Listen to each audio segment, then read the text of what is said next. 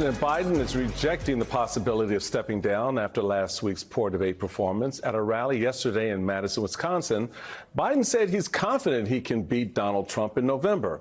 And last night, the president sat down for a 22-minute exclusive interview with ABC News anchor George Stephanopoulos, where he addressed concerns about his age. Do you have the mental and physical capacity to do it for another 4 years? I believe so. I wouldn't be running if I didn't think I did. Look, I'm running again because I think I understand best what has to be done to take this nation to a completely new level. We're on our way. We're on our way.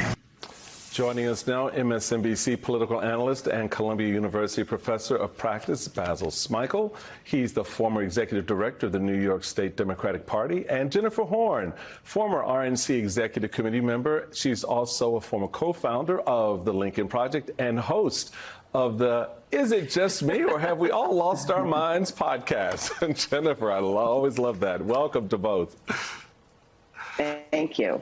So let's just start off. Basil, you and I were sort of kibitzing before the show in the back and sort of looking at each other going, where the hell are we and why is it happening this way? I mean, talk to us about the president's response in the interview, but also give your sense of why all this is happening still a week after the debate.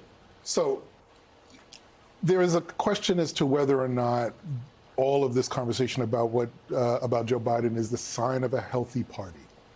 This is not 2007, where we're in a primary between Barack Obama and Hillary Clinton and have a year or 2 years to watch these amazing figures unfold policy-wise, politically in front of us.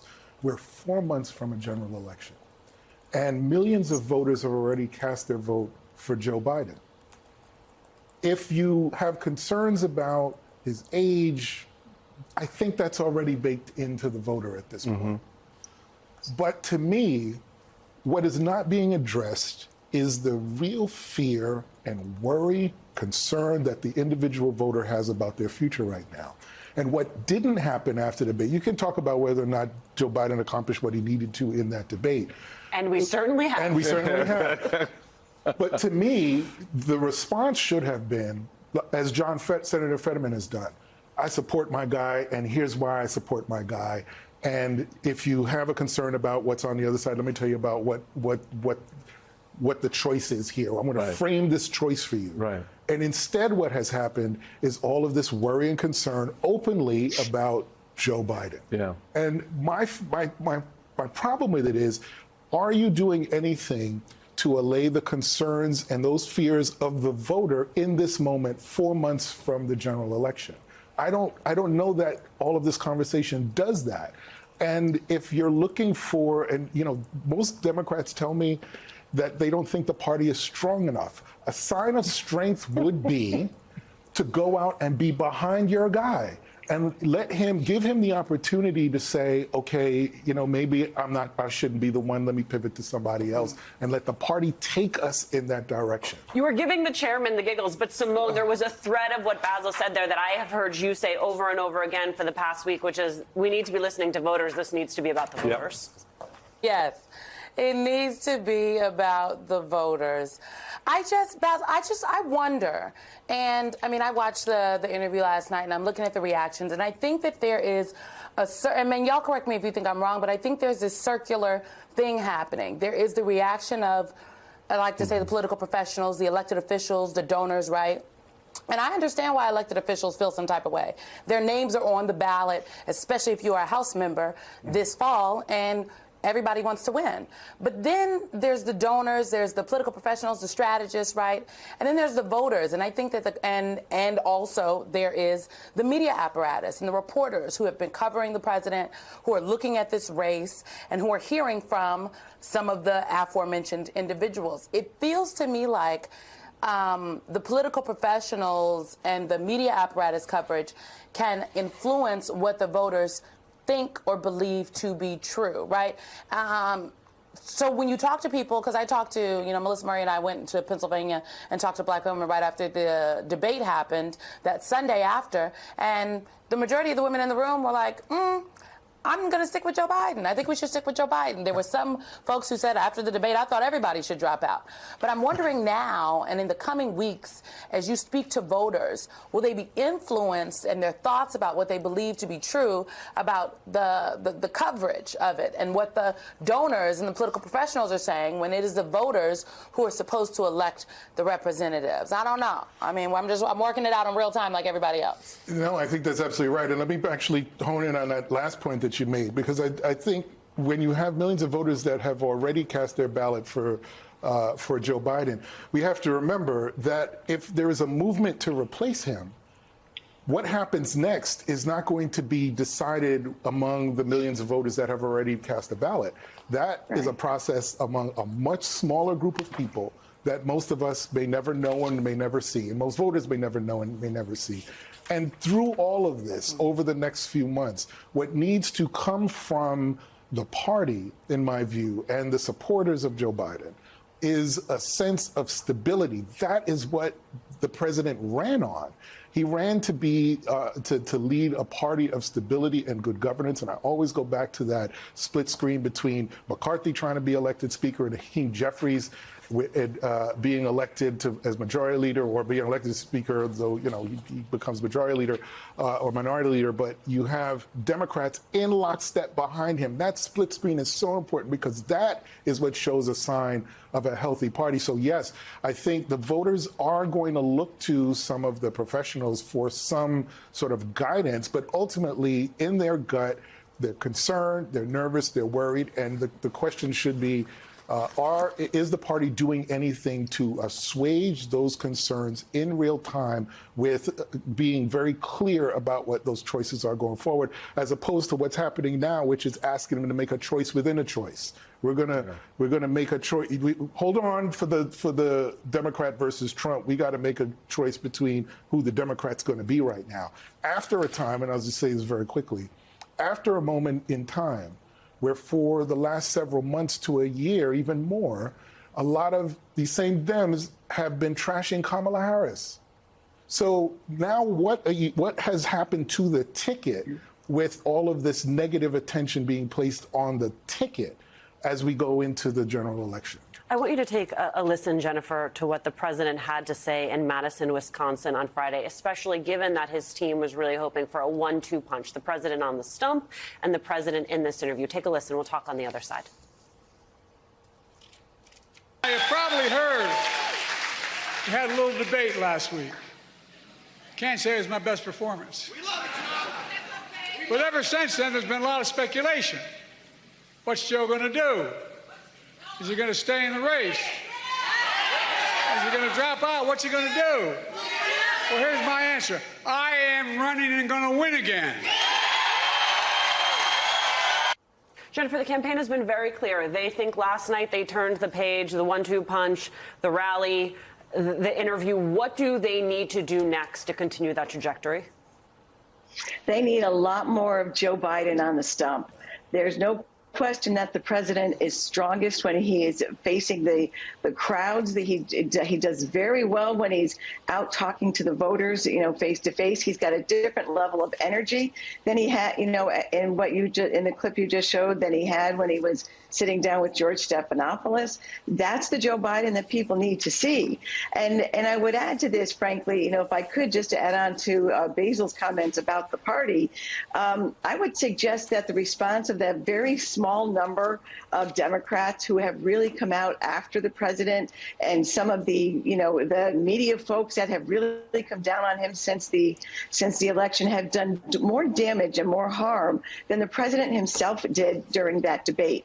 For me and millions of Americans like me, this election is about the future of our country. It's about democracy. It's about getting away from the imperialistic criminal presidency of Donald Trump and making sure that our children have a future that we can feel good about, that we can be proud of. It is naive to think that at this point in the process, you can switch candidates and still defeat Donald Trump. It's naive to think that the Democratic Party will come out of a contested convention more united and stronger than they are today. I think that there's a lot more damage being done by folks other than Joe Biden when we look at how folks are reacting to this. So Donald Trump has been unusually quiet since the first presidential debate, and there's a point to his silence. As the New York Times notes, the former president has been content to let the news coverage of Democrats doubting their party's leader take hold. The message discipline. Simone, I am not accustomed to that level of message discipline from the former president. The message, I mean, I guess he's just like, they're not talking about me right now, so I'm going to let it slide. You know, I don't know. I just feel like Donald Trump is, again, happy he and his scandals are not in the news and people are focused on President Biden and the, I guess right now, fallout from the debate performance. And I take Jennifer's point that it takes every moment that we're talking about Donald Trump, we're talking about Joe Biden and what he did in the debate, and, you know, are Democrats going to stick with him, and is he going to drop out, which, again, he has said now. I'm counting. I've heard at least 6 times in the last couple of days from Joe Biden himself that on television that he is not dropping out. Yet people are still like, what's it going to take? Is he mulling it over? And it's like, he said he ain't going. But we're not talking about what Donald Trump did on that debate stage. And while his performance value was, I guess, fine and good, like he met his mark on the stage, what he said was insane. He said some crazy things. I mean, like aborting the baby after 3 days. He want to tax all these people. It's just, it's not coming together. And so Donald Trump is kind of, you know, getting away with the robbery, if you will, because we are all, seems like, to be singularly focused on Joe Biden and Democrats and, you know, what they're saying about his performance. I don't understand the noise. I mean, I still have people, you know, texting and telling me, you know, Joe Biden is going to resign. I'm like, really? I mean, at what point does he do that? I mean, does he do it now? Does he do it afterwards? And what do you think is going to be the outcome? And I think a lot to what Basil was saying is at this stage, okay, we all saw what we saw. We know what we know. Joe Biden is 81. We get it. We understand. The American people have largely baked this in to their calculation. Understand what the numbers are telling us. The numbers are telling us that when going into this debate, Joe Biden was down 6 points. Coming out of this debate after that horrific performance, Joe Biden is down 6 points. Not 16, not 10, 6. And so the voters understand at least what they have in front of them. And a lot of that speaks to the threat that while they see Joe Biden as old, they see Donald Trump still as problematic, a threat, something they don't necessarily want to go back to. And I don't get what Democrats don't get about that. Simone, as you know better than anyone, I'm sorry, did you want to toss to something? Well, no, go ahead. I was going to, but go ahead. We got 2 hours. There was a duality to what the president and his team needed to do last night, which is they needed to defend, and then they also needed to present their vision for the future. And I was struck by this exchange between the president and George Stephanopoulos. It begins with Stephanopoulos saying, Mr. President, I've never seen a president 36% approval get reelected. Let's play that and talk about it on the other side. Mr. President, I've never seen a president at 36% approval get reelected. Well, I don't believe that's my approval rate. That's not what our polls show. And if you stay in and Trump is elected and everything you're warning about comes to pass, how will you feel in January? I feel as long as I gave it my all and I did the goodest job as I know I can do. That's what this is about. Simone, 2 pieces of that. One, I don't believe that's my approval rating. Your thoughts on that? And 2, this idea that if he gives it his all, that is sufficient. Well, look, I think he doesn't believe that's his approval rating. I think you should take Joe Biden at face value, and I think that he does believe that. I think in the aftermath of this interview, I've heard a lot of people say, oh, the president is in denial. I don't think he's in denial. I think that he is talking about what he and his advisors have spoken about and what the president believes to be true. And so they may have some internal polling that we don't know about. I don't know. But I think the approval rating is the approval rating. This interview, it was fine. It didn't do any damage. It was fine. People are going to want to see more. And You know, I think that the president himself seems to be reticent in understanding that these are the kind of things he's going to have to do going forward. So buckle up, y'all. We still have more things to discuss, folks. Donald Trump is officially trying to distance himself from Project 2025, the Heritage Foundation's far-right blueprint for a possible second Trump term. Trump claimed to know nothing about the group's plan and criticized that plan, he knows nothing about. This sudden distancing comes just days after the president of the Heritage Foundation said this in the wake of the Supreme Court's immunity ruling. The left has taken over our institutions. The reason that they are apoplectic right now, the reason that so many anchors on MSNBC, for example, are losing their minds daily is because our side is winning. And so I come full circle in this response and just want to encourage you with some substance that we are in the process of the Second American Revolution, which will remain bloodless if the left allows it to be. Frank Figliuzzi and Jill Wine-Banks are back with us. Simone, Mariah carried them, right? I don't know her.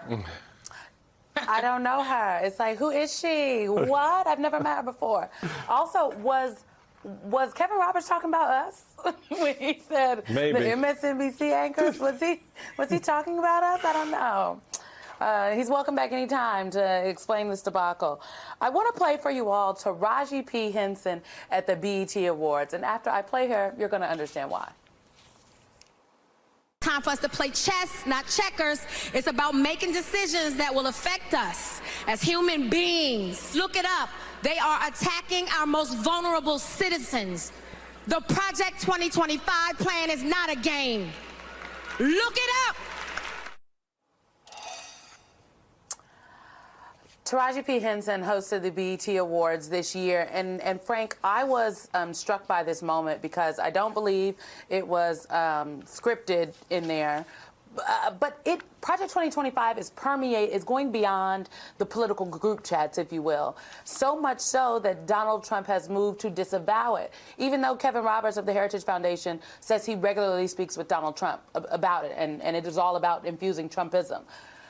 Talk just about well, first of all, I think Donald Trump is lying. We don't know for sure, but he has been prone to not tell the truth about conversations he has had and what he does and doesn't know. But this plan, it is not hyperbole, right? People should take it seriously because it can be implemented. There's all this talk that, people are being hysterical, but this plan could potentially be implemented if an administration wanted to do so. I'm so glad Project 2025 is getting more popular attention because it needs to. It is essentially a plan against America and everything we know about the checks and balances in our government. I think Trump's taken a page here with Project 2025 from Putin's playbook, which is, Putin attacked and tried to interfere with our 2016 presidential election. And when the special counsel inquiry caught him red-handed, hey, these are your guys with this social media propaganda. We've caught them. We've indicted them. The use of private citizens and oligarchs to do the propaganda within our social media allowed Putin that arm's length distance to say, I don't know, they're private citizens. So here we go again. We have the Heritage Foundation saying, with Trump saying, I don't know anything about this, but just like I don't know who the Proud Boys are. Who are they? What do you want me to say about the Proud Boys? It's the same thing. So essentially, it's going to dismantle the checks and balances. What would that look like within, for example, my old agency, the FBI, DOJ? Now, instead of, yes, we know the president gets to appoint a new FBI director if he wants to. It's supposed to be a 10-year term, by the way, but guaranteed Trump will find a new one who's loyal to him. He'll find a new attorney general who's loyal to him. But Project 2025 goes a lot further than that. It says even down the ranks now, they're going to remove civil service protections, and you can now have presidential appointees right down the floors of headquarters, of FBI headquarters and CIA headquarters. That that means that the people who would rise up, report to an IG, say something's wrong, I'm a whistleblower, they'll be gone. They're gone. And so if you have prosecutors throughout the country who are loyal to Trump and get to choose and pick cases to open and close, you have an FBI director and several floors at headquarters who are loyal to Trump. You now replace the general counsel at FBI, which I'm sure he'll do. The one person who can say we're not doing this now is owned by Trump, and you have carte blanche to spy on and arrest anybody that the president wants to. Just let that set there for a second, because that's the new reality, Jill, that's being shaped by the incoming administration as they claim and as they see it. You have Trump saying, I don't know anything about this. I have no idea. I've never heard of it. And yet we know that his own personnel from his prior administration are serving in leadership roles in this. Other members of his team are in leadership roles here. How should we, certainly in light of what Frank just said, how should the broader community really be looking at this? Because I think, that clip we played coming in, what Frank is saying, this is really what this race is boiling down to. We can sit and fixate on how old Joe Biden is and worry about that, while at the same time you have Trump and Heritage laying the foundation for a dismantling of our rights and the protections under the Constitution, and fundamentally reshaping how our government. We were just talking about what happened with the CIA and the FBI in the 1970s. And how offensive that was to America. What Project 2025 wants to do is to make that an everyday occurrence throughout government. That is true, and I think it's up to the media, to all of us, to start communicating everything that is in Project 2025, because Frank is right. It would abolish the civil service and make sure that everyone who works at the Department of Justice or any other agency was a loyalist to Donald Trump. Of course, it's ridiculous that he says he doesn't know about it. He clearly does. All you have to do is read who the authors of each chapter are. The author of the Department of Defense is his Secretary of Defense on January 6th, Chris Miller, who I had the opportunity to interview as part of iGen Politics podcast. And all you can say is, how could he have been the Secretary of Defense? Peter Navarro, who is in jail, wrote the part on trade. I testified before the Weaponization Committee next to Gene Hamilton, who is from the Heritage Fund, or the America First Foundation, who wrote the chapter on the Department of Justice. And his proposals are completely the destruction of democracy. It gives the president the total power to tell who can be prosecuted and who can't be prosecuted, something that has long been the norm. You cannot do. So we would be in serious, serious trouble. There can be no weaponization committee anymore because it's completely legal to weaponize. So Joe Biden, how can you investigate him for weaponizing the Department of Justice? There's nothing illegal about it because of the Supreme Court. And then you wouldn't even need the Supreme Court, because Project 2025 says all of these things are what should be the government. That is something that if people knew, it would definitely drive their vote. And I think it's up to us to start summarizing each of the many chapters to let people know how bad it is. Jill, to your point, I think we should just put up on the screen for people some of the former Trump officials who are linked to Project 2025. You've got Paul Dance. He is the Project 2025 director, former OPM chief of staff under Trump.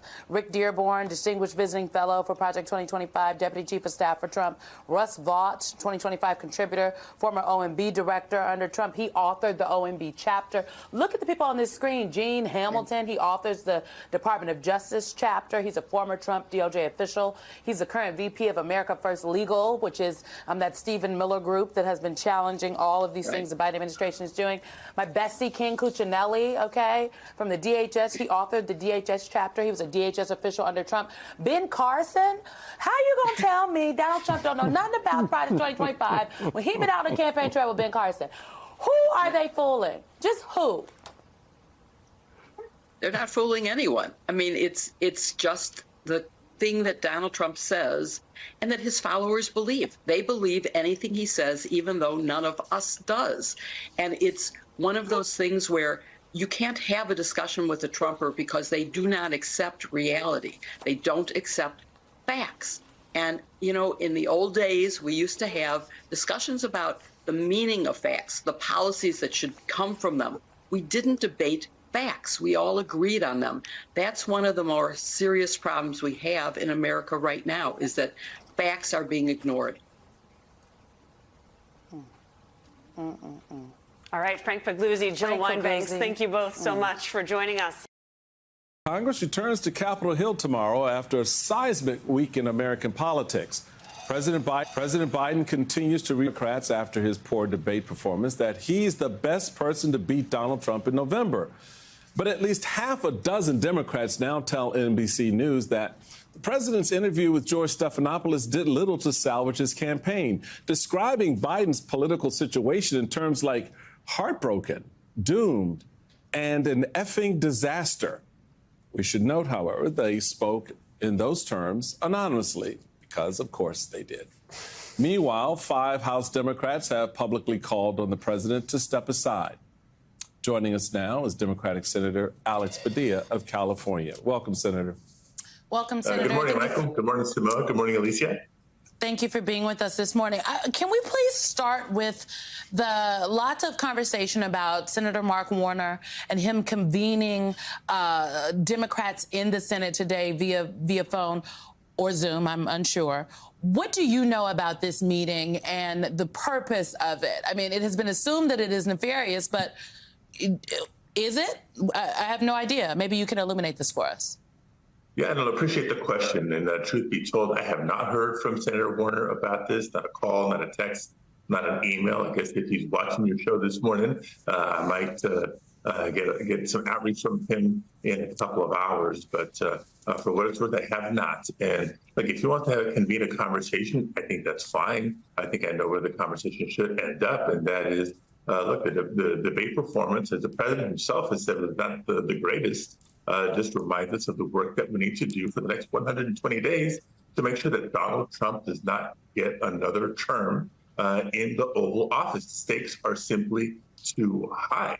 So I would engage Senator Warner in a conversation of what are we going to do, even more than we've done already, to ensure a second Biden-Harris term. That's what I'm about. So perhaps in the interest, Senator Padilla, of saving Senator Warner some time, if you were invited to that meeting, would you attend? I think I would attend just to hear them out and help counter whatever arguments they might be able to make with reality. Look, whether it's members of Congress that have not been in the Capitol, as you pointed out throughout the morning, that doesn't keep members of Congress from being able to communicate with each other. There are other members that I've heard from, that I've talked to, people kind of thinking through since the debate, what do we need to do? The debate was not the best performance. The president has acknowledged that, but you know what was? The rally the next day in North Carolina, the rally a couple days ago in Wisconsin, so many other events that he has done to show the Joe Biden that we all know. If there's a silver lining, I think that's come out of this debate, it's, let Joe be Joe. A lot of us were trying to advise the campaign to do that since before the debate. I think now they have no choice. Let's get Joe out there at public events, at halls, being a little bit more unscripted. Let Joe be Joe. Let Joe Biden be the Joe that so many people in our country know, respect, trust, and believe in. They voted for him in November 2020, and I think the majority will vote for him this November as well. To your point, Senator, which is, I think, politically wise, the voters, I think at this point, understanding have baked in Joe Biden's age. So they're not waking up this morning going, what, he's 81? I didn't know that. So there's that. Two, I think there's also wisdom in the idea that voters fired Donald Trump for a reason in 2020. And Democrats need to, I think, in some instance, remind themselves of that. Adam Kinzinger, former Republican member of the House, put out a tweet last week. It would basically say, just to level set, the fact that Dems are having discussions about their party doesn't show weakness. It shows strength. They aren't a cult, and they have people who feel free to have opinions. Take pride in that. The GOP is a cult where an idea gets you kicked out. And that is absolutely true. But the issue I think I have is that with all this, showing of strength by having these very public discussions about throwing the old guy out, is there a point where it's too far? Is there a point where you make what happened last Thursday worse than it actually was in the minds, particularly of a lot of voters out there, where polling is showing the needle has barely moved? I mean, you're talking probably a 2-point loss, not a 20-point loss, but a 2-point loss. So how do you assess this moment as the party tries to level set around this discussion of what to do with their nominee? Right. No, look, I appreciate the question. I think it's a very timely question. As Congress reconvenes in the Capitol this week, because frankly, the chatter, the concern, fine, speak your mind, express the concern, ask a question, but then get the answer to that question. Let's move on. The stakes of the election this November are simply too high to waste a ton of precious time fretting and worrying. The bottom line is Joe Biden has won the votes of more than 14 million American voters throughout the primary calendar. The political conventions are upon us. The Republican convention in a couple of weeks, the Democratic convention next month. Joe Biden is going to be our Democratic nominee. We've got 120 days to continue to reach out to voters, make the case, because we have a lot of accomplishments to run on. 3.5 years of a very successful presidential administration, and those 120 days to not just educate voters, but organize and get ready to mobilize to get out the vote this November. That's where the focus ought to be. And that's what I'm going to be sharing with my colleagues when we return tomorrow. Now, I'll jump to answering a question y'all haven't asked me yet. When was the last time that I talked to the president? And the answer to that is just yesterday. Yesterday, we connected by phone. I've been in California for this 4th of July weekend. And he did reach out. He went through some of the internal polling information as we discussed, the upcoming calendar as we discussed. He is as pumped and as eager as I've seen to make sure he's taking this campaign seriously because, again, the stakes are simply too high. Well, Senator, I did not know you spoke to the president yesterday. My question is, I know that, having previously worked for the president, he does these outreach calls around the holidays. He wants to check in on people. But I also think that these calls were also, reaching out to talk to elected officials he likely hadn't connected with, especially in the aftermath of the debate. Could you glean a little bit more for us on that conversation with the president? Because there were some folks that anonymously said they spoke to the president this past week, and he suggested that he somehow would not stay in the race depending on what the polling says. What was the nature of your conversation with the president? Did he seem resolute? Was he concerned about any of the chatter? Did he ask you for anything? He seemed very resolute in terms of staying in the race and his ability to win. Most important, the prior conversation was just 2 days before the debate. So it's not like it's been months and months and months that we haven't connected, that we haven't interacted. So he was, kind of walking me through the information, some of the research that you can appreciate, Simone, since the debate. To Michael's point earlier, there's not this bleeding in the polls, but even in a point or two can make a significant difference, and that's what the next 120 days are about. Look, here's the bottom line when it comes to the state of the race. The fact of the matter is there's nobody in America that doesn't know who Joe Biden is. He's been our president for almost 4 years. There's nobody in America who doesn't know who Donald Trump is. He was a disaster of a president for the prior 4 years. The fact of the matter is most Democrats are going to vote Democratic in November, and most Republicans are going to vote Republican. It's a small percentage of independent or swing voters in the middle, and even then, only in a handful of swing states are going to determine the outcome of this election. I think that's why you've seen the consistency in the polling, not just for the last few days, but for weeks and months and months and months, frankly. And so Joe Biden, working with Democrats in Congress, will continue to deliver, number one, and number two, continue to make the case why he deserves a second term, and we deserve to regain the majority, both in the House of Representatives, and keep the majority in the Senate to keep the good work going. I want you to take a listen, Senator Padilla, to a new digital ad coming from the Biden campaign. This is the president in Wisconsin. The video is called Ready to Fight.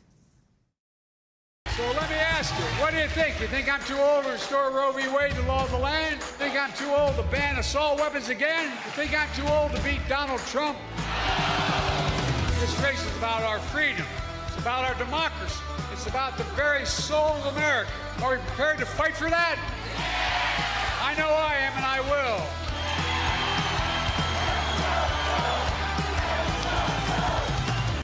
The campaign seems pretty clear, Senator, about what they are going to do, right? They did the interview with Stephanopoulos, and they're going to have the president out there on the stump, and they're going to be pushing this message. My question to you is more about what happens internally inside the party. Sure, Senator Warner will have his meeting. You get an invitation. You may attend. But who is the leadership within the party that is going to make sure there are not further defections, given that you've seen 5 members of the House Democratic Caucus, one of them a frontliner, already come forward and say it's time for the president to reconsider? Yeah. Look, bottom line is Joe Biden is the leader of our party. And we're committed to ensuring that he has a second term, and equally important that Donald Trump does not win in November.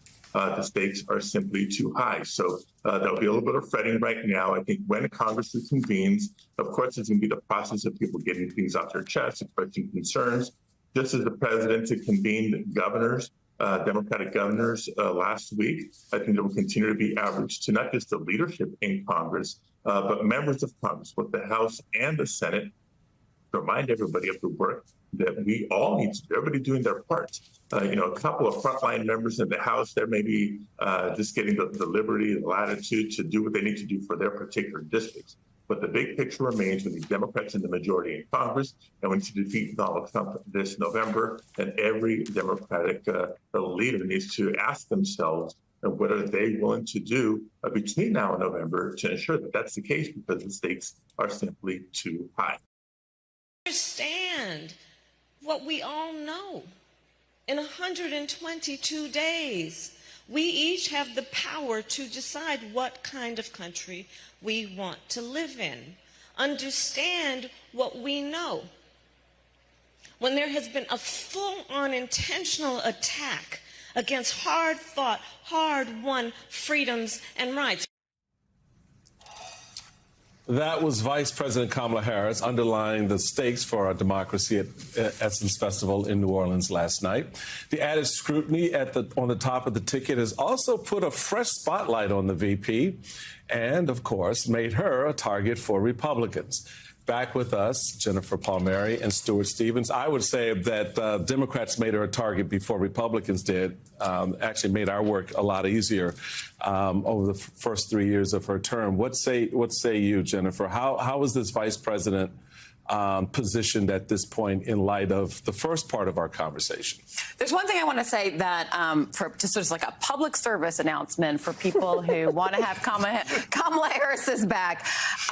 When the New York Post had a terrible super racist column yesterday, and some people retweeted the column and said, hey, this is racist. That is not helpful. That is what they are hoping you will do. They are hoping that you will take the racist content and retweet it so it spreads. You can just say, here's the thing. She is already, Trump is already starting to come after her. And whether she's continues to be in the vice presidential slot or she becomes the nominee, she's going to be, president is, will be 82 on election day or close to 82 on election day. So she's going to be a big part of this campaign. And, people need to know, she is tough enough. That stuff doesn't bother her. It's bothersome that that racist, misogynist content is out there. It might chill, I think it's bad for young girls to see that. But you know what it's going to do? Fire up a lot of women as well, And so, but just for people to know, you're not helping her when you actually share that stuff. Just call it out for what it is. But everybody needs to know she's tough enough to handle this, and she can, she just it's not going to stop her. She's tough enough to handle it, Stuart. She's also tough enough to prosecute the case against Donald Trump. I want you to take a listen to what she had to say. This is about the immunity decision at the Essence Festival in New Orleans. Sadly, the press has not been covering it as much as they should in proportion to the seriousness of what just happened when the United States Supreme Court essentially told this individual who has been convicted of 34 felonies that he will be immune from essentially the activity he has told us he is prepared to engage in if he gets back into the White House. Someone's going to need to prosecute the case against Donald Trump in the run-up to November. It would seem to me to be political malfeasance to not make that a centerpiece of the vice president's role out there on the trail. Yeah, I agree. Somehow there's this sort of thing out there that Vice President Harris isn't a good politician. It's sort of a head scratcher to me. So she defeated incumbent DA in a Democratic primary. It's never an easy thing to do. She did such a good job. She was unopposed. She then got elected Attorney General against the golden boy of California politics, not named Schwarzenegger, Republican politics, a guy who was a very popular Republican DA in L.A. County, which is a Democratic stronghold. She then got elected to the United States Senate, and she's now Vice President of the United States. So I guess you have to ask yourself, if she'd been a good politician, how far would she have gone? I mean, it's just like a silly question. I mean, she's the most popular, most successful female politician in American history, I guess, maybe next to Hillary Clinton. She's extraordinarily capable. So I would say absolutely run as a ticket, run as a team, put her out there. Go back and look at these clips of her in hearings when she was a senator. She was absolutely devastating. And she did it without an anger or a bitterness, with a calmness. I think that she completely destroyed Mike Pence. I don't know who this guy is going to pick as his vice president. Probably he doesn't know, but I'm going to bet on Harris doing very well in that debate. So, look, it's very hard to beat an incumbent president. The last time an incumbent president lost, he wasn't in the federal funding system. Before Donald Trump was Herbert Hoover. This ticket defeated Donald Trump. For the life of me, I don't see why we don't get about the business of helping them defeat Donald Trump again. Stuart, to your point about if she were a good politician, how much farther she would have gone. It is what Jen was talking about. This is what every woman knows, specifically every woman of color. You prove it, and then they ask you to prove it again. Jennifer Palmieri. Stuart Stevens, thank you so much. Hey there, MSNBC fans. I'm Luke Russert, and be sure to join me, Rachel Maddow, Jen Psaki, Lawrence O'Donnell, Steve Kornacki, Joy Reid, and many more September 7th in Brooklyn, MSNBC Live Democracy 2024. Click on the link for ticket information. We will see you there.